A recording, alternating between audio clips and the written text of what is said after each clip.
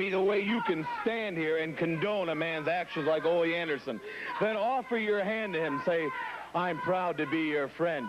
What about that backstabbing Ole Anderson, what he did to Ernie Ladd? Look what he's done to me, him and Armstrong. But no, you condone it and everybody condones it. Well, he's back. There's a lot of controversy. Evidently, there's a lot of things happening around here, Gordon. And I'm back. There's a lot of people that had a lot of statements that, well, the superstar's gone, he's not going to come back. Well, I'm back, and I'm here to stay.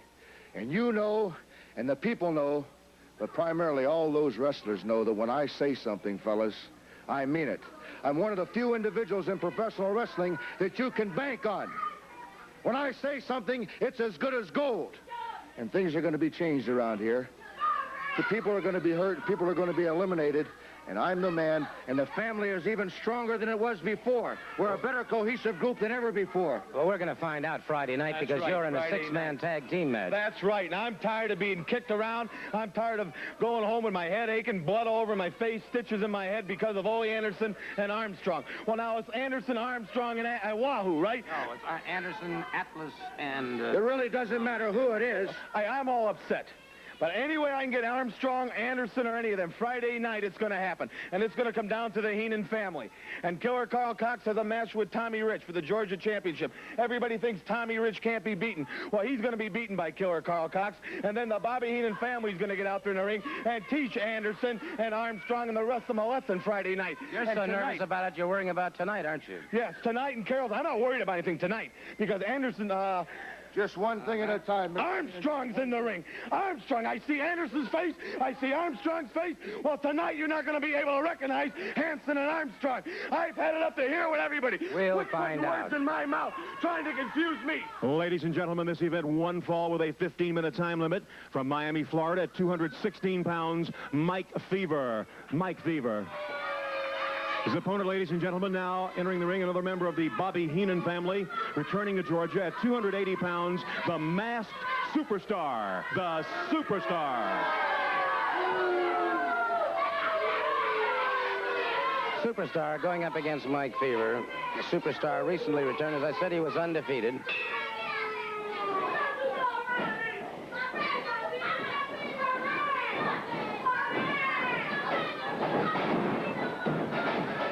And it's a superstar now. Front chancery on Fever. Keeping Fever tied up.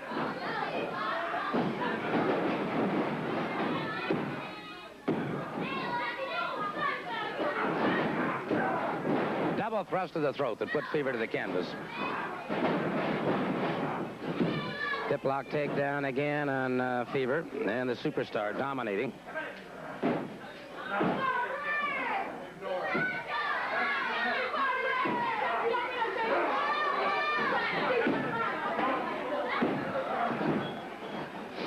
Fever comes out of it.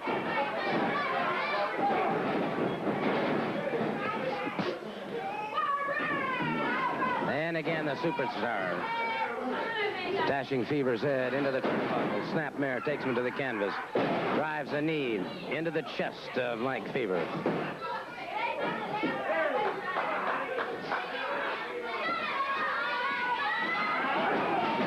Headbutt by the superstar, and he utilizes every point in his body as a weapon. There's no question about it. Catches him again. He's a massive individual. The side of the foot, the flat of the foot, the head, the elbows, the hands, you name it, the superstar is himself a veritable weapon, every inch of him. Front face locking now on Mike Fever.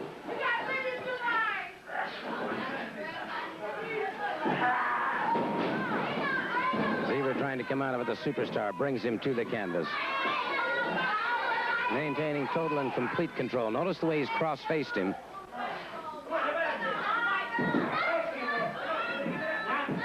Heenan watching carefully. And Fever in trouble now as a superstar. Totally dominates his man. In complete command. Catches him again in the pit of the stomach. Fever hanging limply on those ropes. Caught again, and Fever is down. The Superstar again closes in. Does not allow the pin. There you see Heenan watching.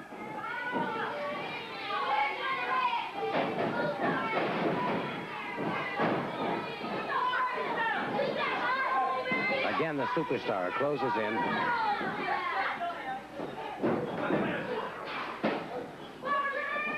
Back up the ring ropes. The referee calling for the break. And again. And so the Superstar said that there were going to be some changes made. Again, the headbutt, the lateral press, and again, not allowing the count of 3. So obviously, the neck breaker. Obviously, Mr. Heenan has decided to make an example out of everybody the Superstar wrestles. Fever must be going on instinct alone at this point. Caught again. And again, he does not allow the pin. Now goes into that variation of the Cobra. The variation of the Cobra.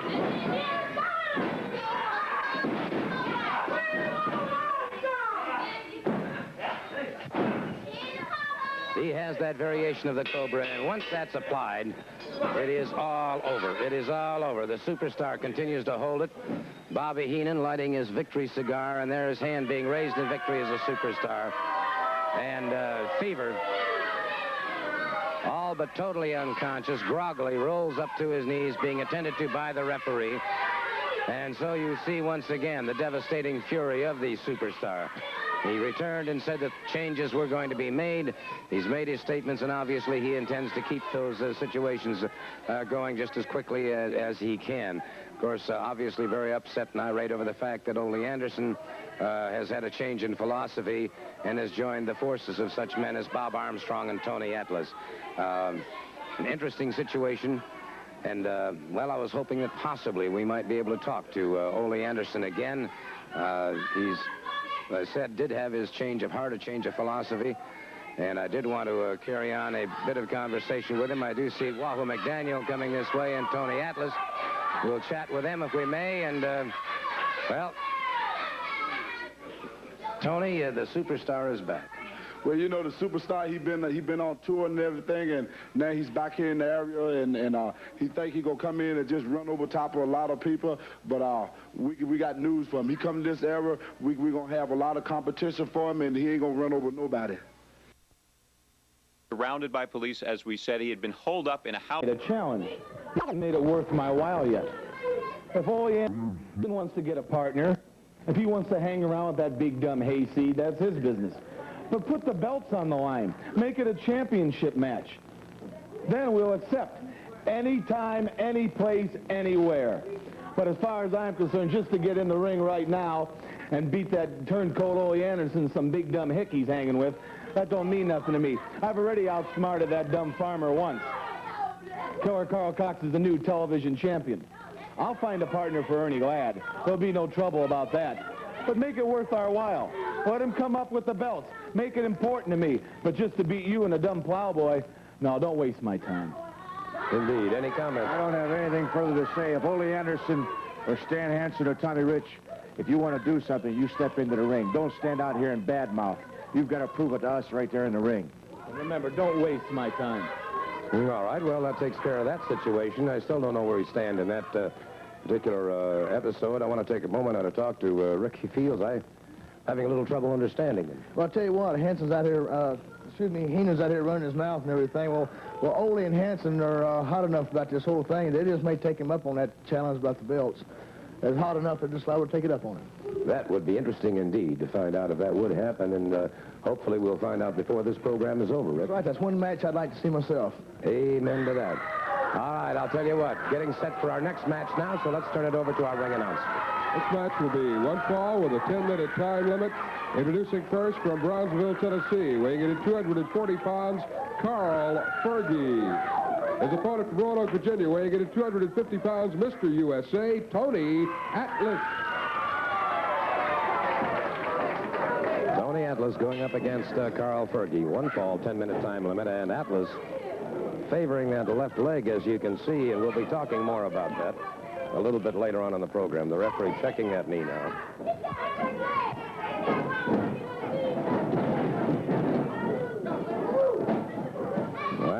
being very careful. And Fergie right away going after that knee. Atlas with a good back out. Backs out some more. Atlas set and ready, but definitely protecting that knee. He was caught in a figure 4. And win, lose, or draw, I want to talk to Tony Atlas after this match and talk to him about that figure 4 and the exceptionally dangerous hold. Austin Idol, of course, has a $1,000 challenge to anybody who can break the figure 4 once it's applied. Good takedown by Tony Atlas. Fergie on the canvas.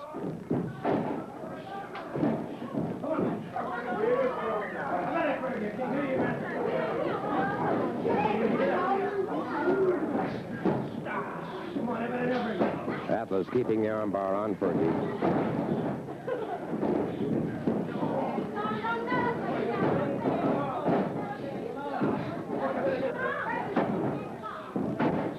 Fergie makes it to the ring ropes and forces the break.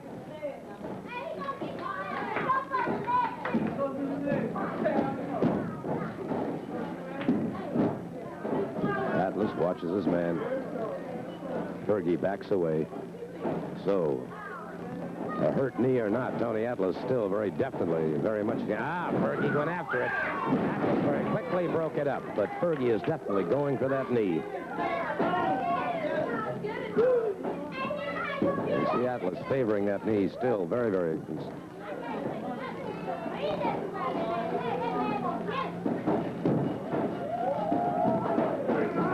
Atlas now with a side headlock on Carl Fergie.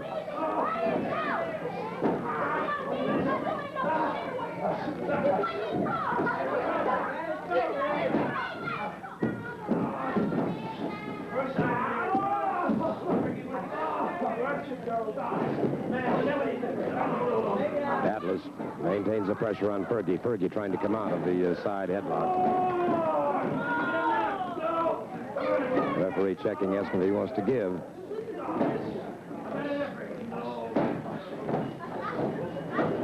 Back to the ropes once again. Fergie tried to fire him off. Atlas blocked it very nicely.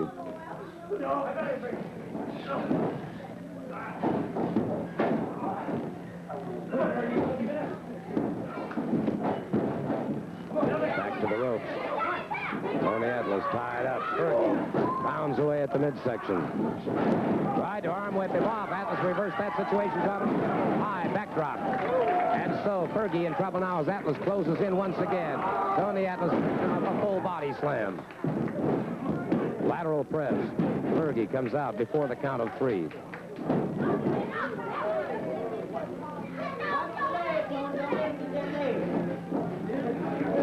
And circles his man, watches him carefully.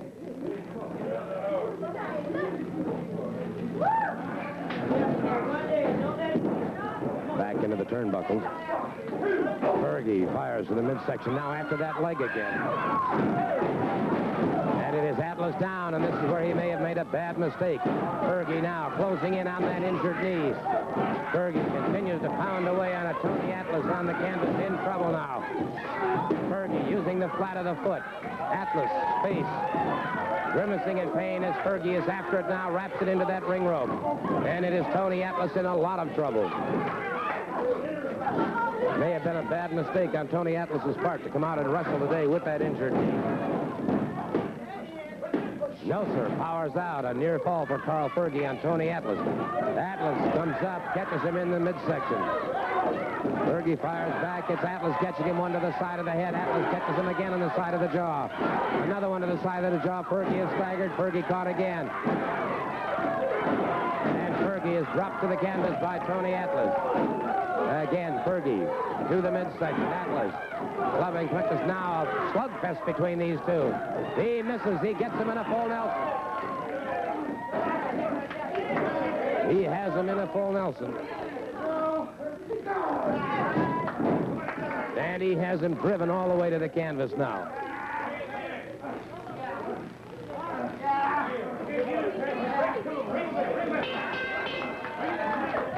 Tony Atlas, massive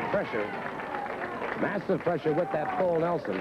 And Fergie finally conceded a submission hold by Tony Atlas, having his hand raised in victory at this time. I want to take a moment, as I said, win, lose, or draw, I want to take a moment to talk to Tony Atlas. I can't help but feel that he took a real risk in possibly re-injuring that knee, as he is having a hard time coming out of the ring at this point in time, trying to get that knee up and over the ring rope. Fergie, of course, who was completely wiped out with that full Nelson. And I want to take a moment to talk to Tony, and very frankly, Tony, I'm surprised that you even tried to wrestle today. Well, you know, if you sign a contract to wrestle somebody, it ain't that man's fault. And my leg is injured. I had a contract to wrestle him, and I'm going to live up to any contract I put my name to. You know, I don't care what they do to me. Austin Idol, I had a match with him. I was supposed to have a match with him, and the dog didn't wrestle me. He sent somebody else to get his whooping. Then after the match, he jumped in and put that figure 4 on my knee. Now, the figure 4 is a hold that I ain't familiar with. I have seen a lot of holds, and I ain't too familiar with the figure 4. But you let me tell you something. I'm on a train. I'm going to train like I never trained before, and I'm going to find a way to get out that figure 4, because I got a family and everything to take care of, and I can't afford to get myself hurt and watch my wife and daughter go hungry. So you let me tell you something, Austin Idol. The time's going to come where your knee going to be bandaged up, where your neck going to be bandaged up, your arm going to be bandaged up. And if I don't do it, my name ain't what it is, because Austin Idol, I'm getting tired of people coming here to this area trying to hurt me, trying to put me out of professional wrestling. This is my living. This took me out of the ghettos, brother. When I used to get up every morning and watch my mother put cowboy in her shoes just to go out and work split shift to give me something to eat. She had 9 kids that didn't have no man in the house to take care of neither one of us. So at the age of 12, I had to become a man, and by God, I've been a man ever since. And I'll tell you something else, Idol. If you want to jump on somebody, if you want a man to fight, you got a 6'2", 250-pound brick house that will whoop you and tell you as black as he is. Because I am not no play card. Idol, you and Sterling Gurley, Ernie Ladd, the whole Healy family, Cox, everybody. You let me tell you something. They heard this, and very good. I'm here to stay, brother. I love Georgia, and ain't nobody going to run me out. Figure 4 or no figure 4. Talking about that figure 4, I'll tell you something. I want you to watch where Austin Idol gained all of his knowledge from the former world heavyweight champion, Buddy Rogers. And let's take a look at this, Tony. Well, thank you very much, Charlie Platt. I hear some great things are going on in the great state of Alabama and Southeastern Championship Wrestling, and I understand you're doing an outstanding job, too, and we're certainly very proud of you. Right now, I have with me the only man in the history of professional wrestling ever to hold the NWA World Heavyweight Championship and the Worldwide Wrestling Federation Championship, Nature Boy Buddy Rogers. He's also the man who developed the figure 4 leg grapevine and the atomic knee drop. And Buddy, obviously, the figure 4 leg grapevine has become perhaps one of the most devastating and most successful holds in professional wrestling. Well, I believe in both of them because I invented that hold, and it's been very good to me. But if you look back through the history of it, by golly, Jack Briscoe used it and became champion, and Eddie Graham was a superb wrestler. He used it. His son, Mike Graham, used it. There's many other wrestlers that have used it, and every one have been very, very successful. But I would like to say this. Austin Idol, who I've worked out with and is in superior shape, and I do believe stands to be the next world's champion if he gets that chance, does know this hold and knows it thoroughly. And I do know that if he puts it on someone, he will get the job done. I'll tell you what, I wonder, Buddy, there are a lot of people who aren't familiar with seeing the hold. They've seen it applied upon occasion, but I don't think they've ever seen it applied in, if you will, slow motion and working through it. All right, Buddy Rogers is going to demonstrate now. He has Buzz Sawyer and Don Serrano in the ring. Now, mind you, they're going to be going at about 1/4 speed. Now, notice he places the foot in between the two, crosses the leg over. Sawyer then comes down on his back. Now, clamps over, and even without trying to put any pressure on, you could see the pain cross the face of Don Serrano, because once that is, you have 4 points of pressure. 4 points of pressure on the 2 ankles and the 2 knees, and consequently... It's this kneecap right here where the leg runs across. That's where the main pressure is. Now, as you heard Buddy Rogers say, the main pressure is on the 1 kneecap, but there are 4 points, and obviously an extremely dangerous situation. Separating them now once again, but there you have it. Nature Boy Buddy Rogers demonstrating exactly how the figure 4 is placed on an opponent. It has brought him many titles in the past, and as he said, and I'd like to get him to reiterate that comment if he will, but you do feel that this man, Austin Idol, has that... Austin Idol, without a doubt, should be the next champion, and I do know one thing. He knows this hold thoroughly. There you have it, from the master himself, the man who invented the hold, Nature Boy Buddy Rogers. Now, Charlie, back to you.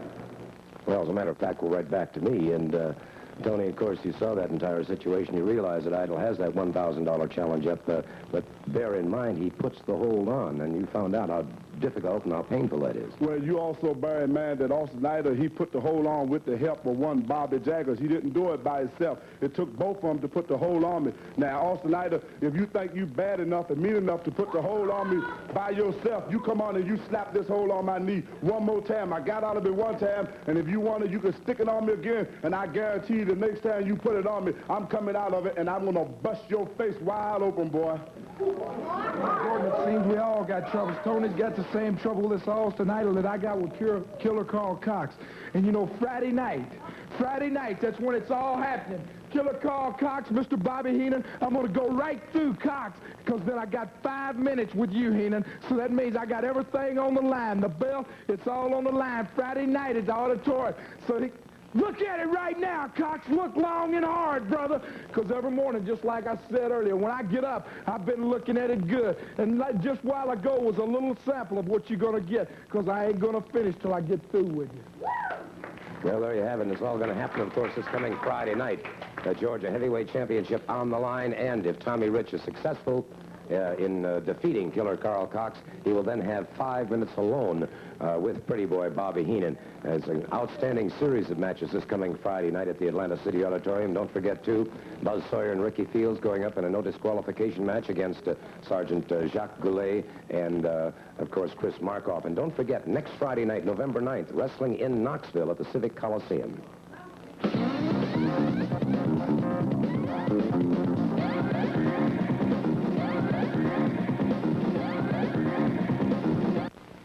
This hour's wrestling personality profile concerns Bobby Heenan and the entire Heenan family. And right now we're going to take a look at Mr. Heenan and give some heed to his comments. He is, no question about it, a highly successful manager. Let's turn it over to Freddie Miller. Thanks very much, Gordon. You know, everybody, we're happy to have you tuned in, of course, always to At Ringside. It's a very important feature for us to go behind the scenes and talk in depth with the wrestlers. Now, a man who deserves giving credit where it's due, the accolades of being an astute manager. Whether you like him or not, you must admit Bobby Heenan is one of the most successful managers in the history of professional wrestling. He and some of his family, the Superstar and Killer Carl Cox, are with us today. So welcome to this program, Mr. Heenan. You know, there's an awful lot of controversy always surrounding the Bobby Heenan family. You probably wonder why. Well, you know, anytime you manage winners, anytime you are a winner, anytime you're on top, there's always controversy. Look at the New York Yankees, world champions in baseball. Look at all the controversies they had with Reggie Jackson, Billy Martin. There's always going to be press on you. There's always going to be people knocking you. There's always going to be people that are jealous of you. Now, you can take wrestlers like Tommy Rich, Stan Hansen, Ole Anderson, Bob Armstrong, Tony Atlas. I could go on and on and on. They're all jealous. They'd love to be members of the family.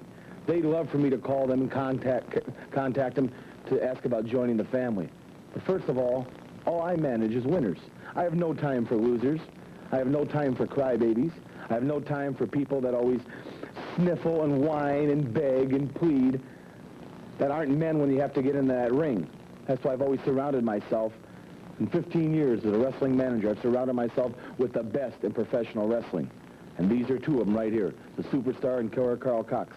They are two of the best. They are excellent in the ring. But I want to say this. There's been some rumors flying that you are maybe hiring some folks to make sure that several people of national prominence aren't going to get hurt, and you're going to have something to do with it. Well, I've heard that rumor, too. People have made the accusations that maybe I'm the family's trying to wipe out a lot of people to keep them out of championship contention for the heavyweight championship of the world. But, you know, that's not really true.